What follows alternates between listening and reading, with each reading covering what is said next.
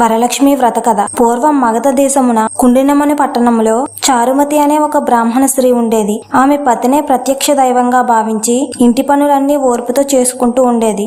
ఒకరోజు శ్రీ మహాలక్ష్మి చారుమతి కలలో ప్రత్యక్షమై, నేను వరలక్ష్మీ దేవిని. శ్రావణ మాసంలో శుక్లపక్ష పౌర్ణమికి ముందుగా వచ్చే శుక్రవారం రోజున నువ్వు నన్ను పూజిస్తే నువ్వు కోరిన వరములను ఇస్తానని చెప్తుంది. ఈ విషయాన్ని చారుమతి అందరితో చెప్తుంది. ఇరుగు పొరుగు స్త్రీలందరూ కలిసి శ్రావణ మాసంలో పౌర్ణమికి ముందుగా వచ్చే శుక్రవారం రోజున వరలక్ష్మి వ్రతం చేద్దామని నిర్ణయించుకుంటారు.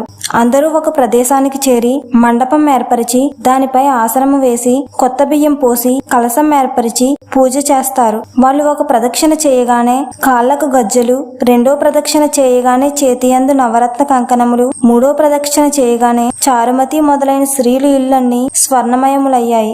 వాళ్ళందరూ వరలక్ష్మీదేవి కటాక్షం కలిగిందని సంతోషించారు. Please like this video and subscribe my channel for